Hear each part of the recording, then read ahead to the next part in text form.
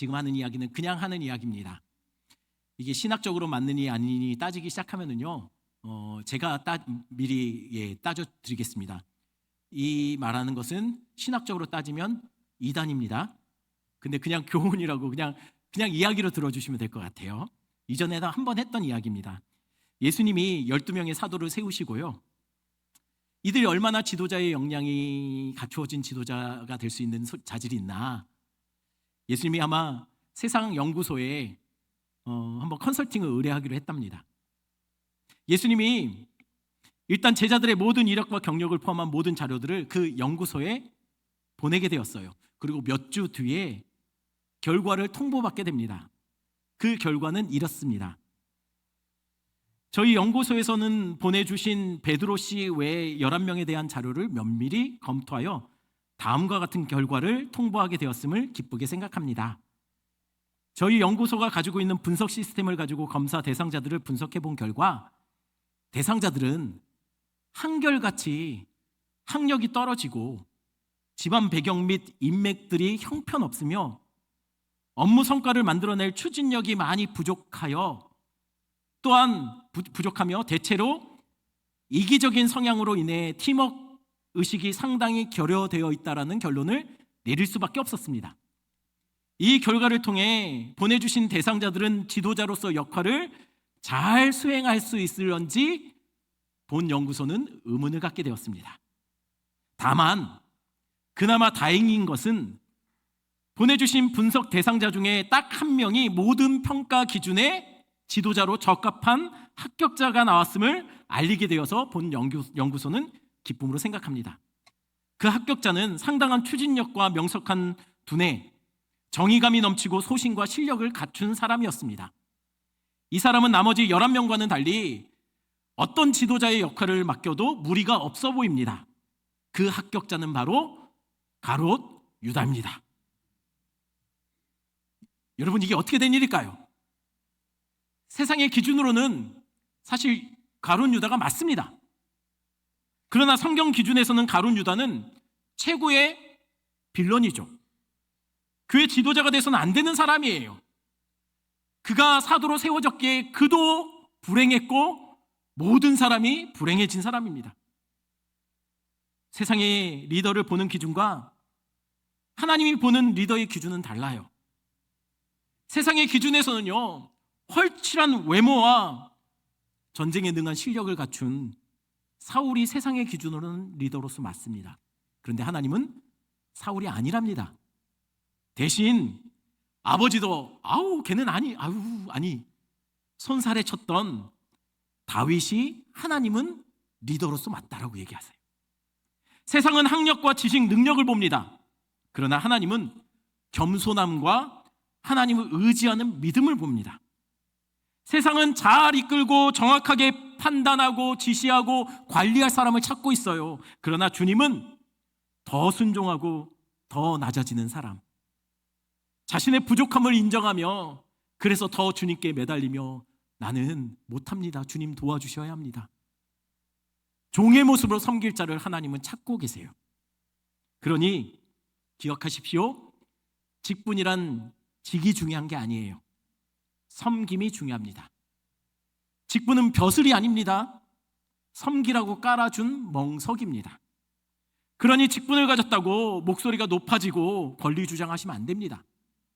직분을 가지면 더 겸손하시고 내 목소리를 낮추고 다른 사람의 음성에 귀 기울여야 해요. 직분은 내 실력으로, 내 능력으로, 경험으로 섬기는 거 아닙니다. 직분자는 하나님을 의지하는 믿음으로 섬기는 겁니다. 믿음 없는 자를 세상 기준으로 중직에 세워 교회가 힘들어지고 교회가 무너지는 경우를 많이 봤습니다. 기억하십시오. 중직자는 나와 친분으로 뽑는 게 아니에요. 나이가 많다고 혹은 나이가 젊다고 그렇게 해서 뽑아서도 안 됩니다. 세상적으로 스펙이 좋다고 직분자를 뽑아서도 안 됩니다. 중직자는 나와 친한 사람을 뽑는 것이 아니라 하나님과 친한 사람을 뽑으셔야 돼요. 제 은사 목사님이신 정필도 목사님이 늘 말씀하셨던 것이 있어요. 그건 뭐냐면 교회 직분자를 세울 때는 내가요? 아니요, 나는 안 돼요. 저는 많이 부족합니다. 저는 안 됩니다. 요런 사람을 뽑아야지 문제가 없대요.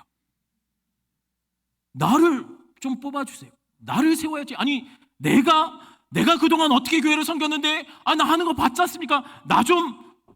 내가 세워야지. 이런 사람을 뽑으면 반드시 문제가 생긴대요. 그런 교회들을 목사님이 많이 보셨대요. 자기가 하겠다고 해서, 열심히 하겠다고 해서 세웠더니, 세워놓고 보니 진짜 열심히 교회를 힘들게 하더래요. 여러분, 왜요? 그런 사람들의 성향이 있어요. 직분을 인정받는 걸로 생각해요. 직분을 내가 한 거에 대한 내 공로에 대한 보상으로 생각해요. 직분을 권력으로 생각해요. 벼슬로 생각해요. 그래서 직분을 받고 나면 교만해져요. 그전엔 안 그랬는데 교만해집니다. 목소리가 높아지고 어깨에 힘이 들어가요. 다행히 우리 교회는 그런 분들이 아직 없습니다. 그러나 앞으로도 없어야 됩니다. 그래서 이번에 여러분들이 많이 기도하시고 고민하시고 주님께 물으시고 꼭 중직자 투표를 하시기 바랍니다. 그럼 도대체 섬기는 자는 무엇을 기준으로 세워야 할까요? 세상은 실력을 봐요. 그러나 교회는 믿음을 봅니다. 그럼 도대체 믿음이 뭔가요? 여러분, 믿음이 뭐죠? 긍정적인 마인드가 믿음입니까? 아자아자, 난 할 수 있다. 김재원 할 수 있어. 의자. 여러분, 이게 믿음입니까? 여러분, 자신감과 믿음을 혼돈하시면 안 됩니다. 오늘 본문은 예수님이 앞으로 교회의 기둥과 같은 역할을 해야 될 사도들이 앞으로 교회를 어떻게 섬겨야 되는지, 그 섬기는 자가 가져야 될 믿음이란 도대체 무엇인지에 대해서 오늘 본문에서 예수님이 잘 설명하고 계세요. 오늘 이야기는 이렇게 시작됩니다. 17장 1절, 2절. 사실은 오늘 본문 우리는 일부만 읽었지만 사실 1절부터 계속 이어지는 본문입니다. 1절, 2절. 제가 1절, 여러분 2절 읽어주십시오. 예수께서 제자들에게 이르시되 실족하게 하는 것이 없을 수는 없으나 그렇게 하는 자에게는 화로다. 그가 이 작은 자 중에 하나를 실족하게 할진대 차라리 연자 맷돌이 그 목에 매어 바다에 던져지는 것이 나으니라. 예수님이 느닷없이 제자들에게 이렇게 말하기 시작하셨어요. 얘들아, 다른 사람을 실족하게 하는 것은 없을 수 없다. 이 얘기는 뭐냐면 불가항력이라는 거예요. 근데 실족하게 되면 어떻게 된다고요? 어쩔 수 없이 실족할 수밖에 없지만, 왜냐면 죄인들이 모여 있으니까. 그렇지만 그렇다고 실족하게 하면 어떻게 된다고요? 화를 당한대요. 어떤 화입니까? 연자 맷돌을 목에 메고 바다에 던지는 것이 아니라 그것보다 더한 화가 주어질 거랍니다. 그냥 맷돌 아닙니다. 연자 맷돌이에요. 그럼 도대체 연자 맷돌은 뭐죠? 여러분, 여기서 연자는 이분과는 전혀 관련이 없어요. 그럼 이분이 아니면 뭐죠? 한자로는 갈거나 빻는 도구라는 의미를 가진 것이 연자예요. 한글 번역은 그렇습니다. 하지만 원어는 그것보다는 좀 다른 의미예요. 당시 팔레스타인 지역에는 두 종류의 맷돌이 있었어요. 하나는 우리가 흔히 아는 손으로 돌리는 맷돌이에요. 하지만 두 번째는요, 이런 맷돌이 있었어요. 이게 나귀가 끄는 맷돌입니다. 왜 나귀가 끌까요?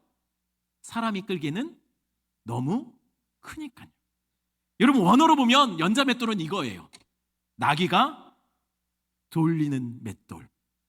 그걸 목에 메고 던져지면 사실은 물에 빠져 죽는 게 아니라 목 졸려 죽어요. 그렇지 않을까요? 이거 매서 바다에 던져지면 그건 죽는 거예요. 근데 사람을 실족하게 하는 사람은 이런 것보다 더 큰 화가 주어진다라고 말하고 있다는 것이죠. 그러니 여러분, 사람 실족시키면 됩니까? 안 됩니까? 안 되죠.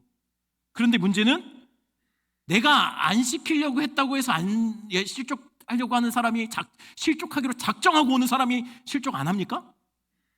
한 번은 그런 일이 있었어요. 저는 차를 운전하다가 신호에 걸려서 그냥 신호 대기하고 있었어요.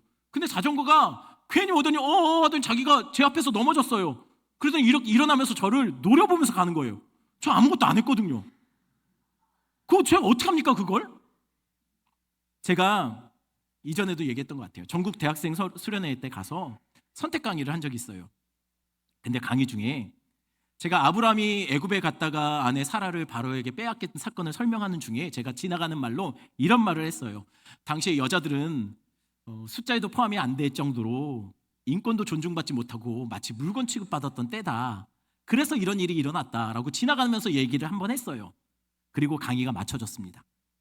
근데 강의가 마쳐지자마자 한 학생이 대뜸 여학생 하나가 저에게 큰 소리로 이렇게 말하는 거예요. 그때 제가 전도사였거든요. 전도사님, 여기 모두에게 사과하세요. 저보고 갑자기 사과하래요. 제가 뭘 사과해야 될지를 제가 몰라서 제가 그래서 물었어요. 제가 뭘 잘못했나 보네요. 그랬더니 그 자매 지금 전도사님 발언 중에 여자는 물건과 같았다라고 여성 비하적인 발언을 한 거 지금 사과하세요. 당장. 그래서 제가 어떻게 했을까요? 제가 억울하잖아요. 그거 제 생각이 아니라 당시 문화는 그랬다는 것을 설명한 겁니다. 그러자 그 자매가 더 큰 소리로 제가 말이 다 끝나지도 않았는데 갑자기 중간에 끊더니 그렇게 말씀하시면 안 되죠. 여기 학생들 다 있는 자리에서 정식으로 사과하세요. 그래서 제가 기분 나빴다면 자매 죄송합니다 라고 했어요. 그러자 아니요, 저 말고 모두에게 사과하세요. 그러자 거기에 그 따지는 자매와 같은 캠퍼스 다니는 선배 여학생들이 있었나 봐요. 그 여학생들이 대뜸 그 학생한테, 그 선배들이 그 여학생한테 야, 너는 말을 못 알아듣냐? 너 되게 이상해. 전도사님 그렇게 말 안 했어. 너 바보냐? 막 공격하는 거예요. 그러자 여기저기 다른 학생들도 전도사님 저희는 괜찮아요. 사과 안 하셔도 돼요. 우리는 제대로 알아들었어요. 그러는 거예요. 그러자 그 자매가 무안해졌나 봐요. 얼굴이 빨개져서 나갔어요. 그 모습을 보고 제가 어땠을까요? 이후 불문하고 일단 미안했어요. 어찌됐든 기분 나빴으니 제가 잘못했죠. 그리고 한편으로는 또 이런 생각도 했습니다. 아니 이런 것까지 내가 생각하면서 하면 내가 어떻게 설교하고 어떻게 강의하나? 도대체 나보고 어쩌라고? 황당한 마음도 들었어요. 너무 감정이입하시는 거 아니에요? 지금 제 얘기하는 거예요. 제 얘기하는 거예요. 여러분, 그러니 내가 남을 실족하지 않아야지, 난 안 그럴 거야 라고 한다고 해서 실족할 사람이 실족 안 합니까? 종종 그런 경우도 여러분 경험했잖아요. 난 기억이 하나도 안 나요. 그런데 웬 사람이 나한테 와서 이렇게 말해요. 그때 왜 그랬어요? 그때가 언젠데? 난 모르겠는데. 그때 왜 그런 표정 지었어요? 왜 그렇게 말했어요? 저는 모른다니까요. 그때가 어느 때인지도 모르는데 그때 그랬대요. 내가 그런 표정 졌대요. 그렇게 말했대요. 어쩔까요? 그러니 그런 말 들으면 어떤 마음이 듭니까? 일단 미안하죠. 또 한편으로는 도대체 나보고 어쩌라고. 내가 그러려고 그런 게 아닌데. 그러니 여러분, 남을 실족하지 않으려고 한다고 아무리 노력해보세요. 실족할 사람 다 실족해요. 실족하는 거에 은사를 가진 사람이 또 있잖아요. 사랑방마다 한 명씩 있잖아요. 집에도 있고. 그럼 내가 남을 실족하는 것이 아니라 남이 나를 실족하게 하면 어떻게 할까요? 3절입니다. 3절 같이 읽습니다. 너희는 스스로 조심하라. 만일 내 형제가 죄를 범하거든 경고하고 회개하거든 용서하라. 여기서 죄를 범한다는 말은 다른 말로 실족하게 하다는 말과 같아요. 그럼 성경은 그때 어떻게 하라고 합니까? 경고하고 회개하면 용서하래요. 얼마나 용서할까요? 4절입니다. 같이 읽습니다. 만일 하루에 7번이라도 네게 죄를 짓고 7번 네게 돌아와 내가 회개하노라 하거든 너는 용서하라 하시더라. 나를 실족하게 하는 자는 어떻게 하라고요? 하루에 7번 똑같은 사람이 죄를 범하고 용서를 구하면 용서해 주라는 거예요. 여러분, 별로 어렵지 않죠? 하루에 7번 똑같은 사람이 똑같은 용서받을 짓을 하는 것은 사실 이것도 힘들어요. 이거 대단한 사람이에요. 어떻게 하루에 똑같은 잘못을 똑같이 할까요? 하여튼 이 양반 대단한 양반이에요. 근데 그런 사람은 7번 용서하래요. 그러면 그 사람은 더 대단한 사람이죠. 아마 그런 사람은 교회 다녀도 몸에 사리가 나올 거예요. 사실 이건 불가능한 일이에요. 그럼 몇 번은 가능합니까? 여러분 같으면 몇 번은 용서할 수 있을까요? 일곱 번은 너무 힘들죠. 그럼 한번 손 들어 보세요. 난 6번은 될 것 같아요. 5번은요? 3번.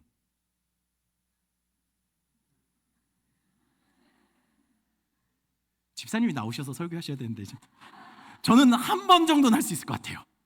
한 번 정도는. 여러분 하루에 똑같은 잘못을 한 사람을 똑같이 7번을 용서한다? 안 돼요. 그러면 7번 용서했으니 8번째는 용서하지 않아도 될까요? 여러분 성경을 잘 보면 7번 용서가 아니라 7번이라도 용서해요. 이 얘기는 뭐냐면 7번까지 용서받을 행동들을 할 사람은 없다. 하지만 그렇다 할지라도 그렇게라도 하라. 그 이상도 하라는 얘기예요. 한마디로 옆 사람 보면서 이렇게 말해봅시다. 용서는 무한리필입니다. 여러분 그러니 이건 안 되는 거예요. 예수님이 제자들에게 불가능한 걸 요구하고 있는 거예요. 남을 상처 주지 않는 것도 안 되는 거고, 상처받고 실족한 것들을 실족한 내가 실족하지 않고 또 그 사람을 용서하는 것도 어려워요. 그러니 제자들은 이 얘기를 듣고 어땠을까요? 그래서 제자들이 이렇게 반응합니다. 5절 제가 있습니다. 사도들이 주께 여짜오되 우리에게 믿음을 더하소서. 여기에 그게 아마 빠진 것 같아요. 여짜오되 아이고 우리에게 믿음 좀 더해주세요. 이 말은 뭐냐면 불가능, 내 힘으로 안 됩니다. 이거는 도저히 내가 안 되는 일입니다. 그러니 내가 이걸 할 수 있도록 흉내라도 낼 수 있도록 믿음 좀 주세요. 그 말한 거예요. 왜요? 다시 말씀드립니다. 남을 실족시키지 않는 것도 내 힘으로 안 되고, 또 나를 실족한 사람을 하루에 7번 용서하는 것도 내 인격, 내 힘으로 안 됩니다. 불가능한 거예요. 그러니 믿음 달라고. 나 못합니다. 그럼 믿음을 더해달라는 제자들의 요구를 예수님은 어떻게 답하셨을까요? 6절 말씀이에요. 6절 같이 있습니다. 주께서 이르시되 너희에게 겨자씨 할 만한 믿음이 있었더라면 이 뽕나무더러 뿌리가 뽑혀 바다에 심기어려 하였을 것이요 그것이 너희에게 순종하였으리라. 제자들은 믿음을 더해달라고 했어요. 근데 예수님은 믿음을 더해줬나요? 그게 아니라 겨자씨 하나만 할 만한 믿음만 있어도 뭐가 가능하다고요? 뽕나무는 굉장히 뿌리가 깊이 내리는 나무예요. 그거를 뽑아다가 바다에 던져 심기게 할 수 있다는 거예요. 겨자씨 하나만한 믿음이 있어도요. 그러면 여러분 생각해 보세요. 설마 제자들이 겨자씨만한 믿음도 없었을까요? 여러분들은 겨자씨만한 믿음도 없습니까? 이 말은 뭡니까? 이미 우리가 가진 믿음으로도 충분하다는 거예요. 근데 문제는 뭡니까? 그것을 사용하지 않고 있다는 거예요. 그것을 제대로 사용하지 않고 있기 때문에 뽕나무를 뽑아서 바다에 옮기는 것, 그 이상 어려운 것, 더 어려운 것, 실족하게 하는 사람을 7번 용서하는 일, 이거 지금 너희가 못한다고 하는 거예요. 하지만 이미 너희한테는 그것을 할 수 있는 믿음이 있다는 거예요. 여러분 기억하십시오. 능력은 믿음이 더해져야 일어나는 일이 아니라 믿음을 제대로 사용해야 일어난다는 거예요. 아니 그러면 믿음을 어떻게 사용하는 것이 제대로 사용하는 것일까요? 어떤 믿음에서 능력이 나타날까요? 어떤 믿음을 가져야 우리가 하루에 7번이라도 나에게 잘못하는 사람을 용서할 수 있는 그 믿음이 생길까요? 그걸 설명하기 위해서 오늘 예수님이 오늘 본문에 비유를 하기 시작합니다. 우리 7절 8절 말씀, 제가 7절 여러분 8절 읽으십시오. 너희 중 누구에게 밭을 갈거나 양을 치거나 하는 종이 있어 밭에서 돌아오면 그더러 곧 와 앉아서 먹으라 말할 자가 있느냐? 도리어 그더러 내 먹을 것을 준비하고 띠를 띠고 내가 먹고 마시는 동안에 수정 들고 너는 그 후에 먹고 마시라 하지 않겠느냐. 믿음을 더해달라 했던 그 제자들의 답으로 그것에 대한 응답으로 예수님 비유를 얘기하시는데 비유에 한 사람의 종이 소개됩니다. 그는 하루 종일 밭에서 밭을 갈고 양을 치고 밤이 돼서야 집으로 피곤한 몸을 끌고 들어왔어요. 근데 집에 오자마자 녹초가 되어 있는데 주인이 그 종을 보자마자 이렇게 말합니다. 왔네? 뭐해? 밥 차려. 아니 배고프면 지가 알아서 좀 밥 좀 차려 먹지. 하루 종일 일하다 왔는데 꼭 나만 보면 왜 밥 달라? 있죠? 다들 있죠? 그런 사람. 나만 보면 밥 달라는 사람. 아멘이요. 그래서 그 종은 피곤한 몸을 끌고 저녁상을 차려줬어요. 그러자 주인이 와서 먹어 한 게 아니라 거기 서 있어. 딱 서 있어. 그리고 자기 지만 혼자 먹고 있는 거예요. 그리고 밥 먹는 내내 물 좀 따라라, 숟가락 떨어졌다 새 것으로 바꿔 와라, 반찬 리필, 사리 추가, 육수 더해주세요. 계속 옆에서 시키는 거예요. 아니 내가 뭐 놀다 왔나, 하루 종일 일하다 왔구만. 보자마자 밥 차려라. 그리고 밥은 자기 혼자 다 먹지. 다 먹고 나더니 그대로 놓고 몸만 쏙 빠져나가고 자기 방으로 들어가요. 꼭 누구 같죠. 그럼 다 먹은 밥상은 누가 치웁니까? 종이 치워야죠. 그래 놓고 뭐 들어가면서 아 오늘 수고했다, 고맙다 이런 말이라도 한마디 남겼을까요? 아니요. 아마 주인은 일어나며 그 트름 한번 하고, 아니 제가 했단 얘기가 아니고, 그리고 들어가 버려요. 그 뒤에 종은 그 남은 것을 다 치우고 버리기 아까운 그 음식들 몇 가지 추려가지고 구석에서 쭈그려 앉아서 먹고 다 뒷정리하고 늦은 시간이 되어야 잠들어요. 여러분 종 어떻습니까? 바보 같나요? 미련한가요? 왜 자기 할 말을 안 하죠? 아니 저 지금 하루 종일 일하다 왔습니다. 너무하는 거 아닙니까? 좀 쉽시다. 숨 좀 돌립시다. 권리 주장해도 되잖아요. 아니 왜 고맙다, 수고했다 왜 한마디 안 합니까? 좀 인정해달라고 요구할 수 있잖아요. 근데 왜 안 할까요? 이유는 간단합니다. 종이니까요. 아니 그래도 억울하잖아요. 속상하잖아요. 아니요. 종은요, 그건 억울하고 속상한 일이 아니라 종에게는 그거는 당연한 일이에요. 왜 그렇습니까? 다시 말씀드립니다. 종은 그래요. 종은 억울할 수 없어요. 그런 거 가지고 마음 상할 수도 없습니다. 이거는 당시에 종이 되는 과정을 좀 이해하고 계신다면 쉽게 알 수 있는 거예요. 당시에는요, 당시에 종이 됐다면 대부분 도저히 갚을 수 없는 빚을 졌기 때문에 그 빚을 도저히 갚을 수 없으니 대신해서 내가 종이 되어서 주인을 섬김으로 그 빚을 조금이나 덜어가는 마음으로 그렇게 종은 주인을 섬겼다는 거예요. 그러니 종은 주인을 섬길 때 늘 그런 생각을 해요. 난 당신에게 도저히 갚을 수 없는 빚을 졌습니다. 그러니 내가 평생 당신을 섬겨가며 이렇게나마 당신에게 진 빚을 조금씩 덜어가겠습니다. 그 고백으로 일하는 거예요. 그러니 종이 어떻게 주인에게 권리 주장합니까? 어떻게 자기 요구를 합니까? 어떻게 불만을 쏟아놓을 수 있습니까? 내가 진 빚이 얼만데. 만약에 그렇다면 그건 종이 아니에요. 종의 자세가 아니에요. 그런데 왜 이 비유를 예수님이 제자들에게 했을까요? 그 이유는 10절에 나와요. 10절 같이 있습니다.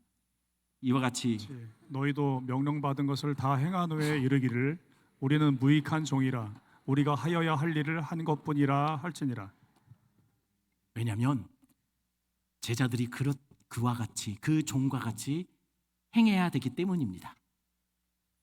명령받은 것을 제자들도 그 종처럼 다 행한 후에도 스스로 그렇게 생각해야 된다는 거예요. 주님, 남 무익한 종입니다. 당연한 것을 했을 뿐입니다. 이건 제자들에게만 하시는 말씀이 아니에요. 우리 모두에게 동일하게 하시는 명령입니다. 주의 몸된 교회를 섬길 때 우리도 그와 같은 자세와 고백으로 해야 합니다. 당연하다 여기는 섬김, 나는 아무것도 아닙니다, 이렇게 생각하는 고백. 그래야 그런 자세로 섬길 때 나 때문에 누군가가 실족하지 않는 거예요. 그래야 나도 누군가의 말, 누군가의 평가, 누군가가 알아주지 않음으로 인해서 실족하지 않는 겁니다. 나는 아무것도 아니니까. 원래 이건 당연한 거니까. 여러분, 그래서 제자들이 그랬던 거예요. 제자들이 뭘 그랬죠? 잘 아시는 것처럼 제자들은요, 예수님을 따르면서 늘 마음속에 품은 생각이 있었어요. 그건 뭐냐면 주님 나라가 세워지면 나도 한 자리 해야지. 예수님의 누군가는 좌편 누군가는 우편, 서로 한 자리씩 보상받고 싶어 했어요. 그래서 이런 생각을 하니까 서로가 다 경쟁자예요. 네가 크냐 내가 크냐, 늘 서로에게 상처 주고 싸움이 일어나고 분란이 일어난 거예요. 왜요? 자기가 수고한 만큼 자기는 인정받고 싶었거든요. 보상받고 싶었거든요. 그런 마음으로 예수님을 따른 거예요. 그런데 그래서 그들은 다 한 자리씩 꿰찼나요? 아니요. 예수님이 십자가에 죽으시고 나자 제자들은 가는 곳마다 핍박당합니다. 돌에 맞아요. 감옥에 갇힙니다. 예수님 믿는 것 때문에 정말 지질이 고생해요. 그러다가 결국은 요한 한 사람 빼고는 나머지 전부 다 순교의 길을 가게 돼요. 아니, 왜 보상이 아니라 순교죠? 왜 인정받지 못하고 왜 핍박받았을까요? 제자들 억울하지 않았을까요? 온 인생을 다 주님께 드렸고 교회를 위해서 그렇게 밤낮 애썼는데 돌아온 것은 핍박이고 결국 최후에는 순교의 길을 걸어요. 누군가는 목이 베이고 누군가는 십자가에 거꾸로 못 박히고 누군가는 끓는 기름에 던져지고 누군가는 목이 베어고 누군가는 창에 찔리고 가죽이 벗겨져요. 여러분, 그런 제자들 많이 억울했겠죠. 제자들 이것 때문에 제자들도 실족했겠죠. 주님 해도 너무합니다. 왜 주님 나한테 이러십니까? 따졌겠죠. 근데 성경과 남겨진 자료들을 보면 그렇지 않은 것 같아요. 순교의 길을 갈 때 제자들 무서워했던 것 같아요. 그러나 그럼에도 그들은 그 길을 영광의 길로 알고 기쁨으로 찬양하면서 그 길을 걸어가더라는 것이죠. 왜요? 왜 그랬을까요? 제가 설교를 준비하면서 어떻게 그들은 순교의 길을 걸어가면서 죽음의 자리로 자기들 뚜벅뚜벅 걸어가면서 도대체 하나님께 영광 돌리며 하나님께 찬양하면서 그 자리에 설 수 있었을까 생각해 봤어요. 아마 이것 때문에 그랬을 거예요. 가만히 생각해 보니까 내가 주를 위해서 별로 한 게 없는 것 같아요. 주님 나에게 너무 큰 은혜를 주셨는데 내가 주님을 위해서 뭔가를 해놓은 게 없는 것 같아요. 그래서 그들은 나는 무익한 종입니다. 아무 쓸데없는 종입니다. 늘 이 마음을 갖고 살다 이렇게라도 내가 주님께 받은 빚을 덜어낼 기회가 주어지니 그게 감사해서, 그게 감격이 돼서 찬양하며 그 자리에 섰던 것 같아요. 아마 제자들은 난 이런 대접을 받아도 당연하다. 나는 아무것도 아니니까. 이렇게 내 인생이 마무리되는 것 당연하다. 나는 무익한 자니까. 내가 주를 위해서 아무것도 한 게 없는 것 같으니까 이렇게라도 내가 주님께 받았던 빚을 덜 수 있다면 이게 당연하다. 그러니 섭섭하지 않았을 거예요. 그러니 흔들리지 않았을 겁니다. 실족하지 않았을 겁니다. 왜요? 당연한 걸 하니까요. 아무것도 아닌 자 불러주신 것만도 어딘데. 여러분, 믿음은요 긍정의 힘이 아닙니다. 믿음은 자기 부인에서 나와요. 나를 내려놓지 못하면 하나님을 붙잡지 못합니다. 나를 부정하지 않으면 하나님을 인정할 수가 없어요. 그러니 섬기는 자들은 내 몸에 덕지덕지 나를 그럴듯하게 보이게 만드는 장신구들을 다 떼어내셔야 돼요. 거추장스러워요. 어떤 장신구요? 학벌이라는 장신구. 내 경력, 내 지식, 내가 남보다 내가 더 낫다라고 여기는 나를 뽐내고 싶어하는 모든 내가 덕지덕지 내 몸에 붙어있는 장신구를 떼놔야 돼요. 그렇지 않으면 섬길 때 자꾸만 이게 거추장스럽고 이것 때문에 다른 사람한테 긁히고 상처를 주는 거예요. 장신구를 다 떼내셔야 돼요. 왜요? 종이니까요. 종에게 필요한 거는 모세가 자신의 머리를 둘렀던 수건이 필요한 거예요. 기억하십시오. 우리 모두는 주님 앞에서는 다 아무것도 아닌 종이에요. 주님께서 우리에게 주신 은혜 생각하면 그 은혜가 너무 커서 우리가 어떤 헌신을 해도 그것을 헌신이라고 감히 하나님 앞에 내세울 수가 없어요. 당연한 걸, 아무것도 아닌 것을 우리가 주님 앞에 한 거예요. 그러니 인정이나 보상, 권리 주장 종에게 어울리지 않습니다. 이전에 했던 말이지만 부끄러운 고백이지만 한 번 더 이야기하겠습니다. 제가 이전에 섬기던 교회에서 사역을 하다가 참 마음이 힘들었던 때가 있어요. 굉장히 억울했고 마음이 무너졌어요. 지금 생각하면 사실 별거 아닌데 그때는 굉장히 제가 많이 이 일로 인해서 많이 마음이 힘들었어요. 어느 정도 힘들었냐면 제가 사역을 그만두려고 했어요. 뭐 돌이켜보는데 별거 아니었어요. 그냥 담임 목사님 시킨 일 열심히 만들어가고 있는데 그것 때문에 제가 많이 공격받았어요, 사람들. 그럼 담임 목사님이 좀 정리를 해주시면 좋은데 이거 내가 시킨 거다, 이렇게 하라고 했다. 담임 목사님 빠져 계시는 거예요.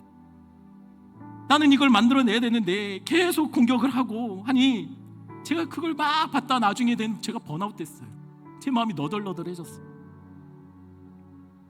그래서 제가 너무 힘들어서 복잡한 마음으로 제가 어떻게 해야 될지 하나님께 기도하면서 이렇게 따졌어요. 아니, 주님, 나 진짜 열심히 했거든요.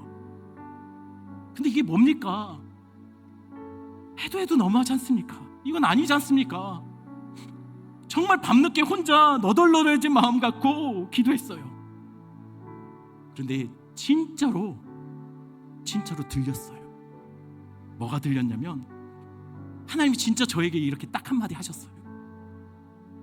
재현아, 내가 다 안다. 딱 한마디 하셨어요.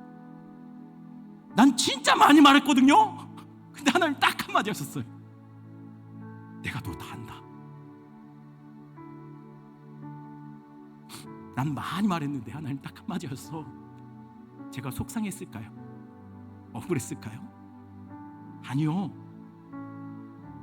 그 딱 한마디입니까? 다 끝났어요. 뭐가 끝났을까요?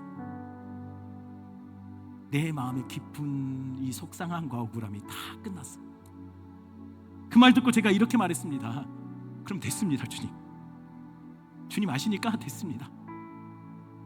그리고 다시 열심히 일했어요. 우리 교회는 지금 중직자를 세워가는 과정 중에 있습니다. 이 과정 중에 어쩜 누군가는 교회가 나를 알아주지 않는다고, 내 그동안의 공로와 수고와 내 헌신에 대해서 인정받지 못했다고 섭섭한 마음이 들 수도 있어요. 저도 알아요. 저도 그랬거든요. 그런데 여러분, 교회가 여러분을 안 알아줘도, 사람들이 여러분을 몰라줘도 기억하십시오. 우리 주님 다 아세요. 그러니 됐다 여기시면 어떨까요? 중요한 거는 직이 아니에요. 섬김이 중요해요. 직분은 벼슬이 아닙니다. 섬김을 위한 멍석이에요. 그러니 직분이 없어도, 아니 내가 직분이 있는 것처럼 섬기면 되잖아요. 우리 교회에 보면 우리 은퇴하시고도 안내로 또 곳곳에서 봉사하시는 분 얼마나 보기 좋습니까? 주님이 알아주시니 그 마음 갖고 내가 주님 평생 돌아보는데 내가 주를 위해서 한 게 별로 없는 것 같습니다. 그러니 주님, 무익한 종인데 그래도 섬기고 싶습니다. 그 마음으로 섬기고 있는 모습들 얼마나 보기 좋습니까? 아무도 안 알아줘도 우리 주님 알고 계시니 그럼 된 거 아닙니까? 섬김의 대가나 정당한 인정이 안 따라도 무익한 종은 그래도 됩니다. 주님만 아시니 됩니다. 아무도 몰라줘도, 아무도 인정하지 않는다 할지라도 우리 주님 아시니 그저 우리는 날마다 그 앞에서 주님, 나는 아무 쓸데없는 사람인데 당연히 주님 해야 될 것들 합니다 라는 고백으로 있는 자리에서 충성스럽게 살아내시는 여러분 되기를 축원합니다. 우리 찬양 같이 합니다.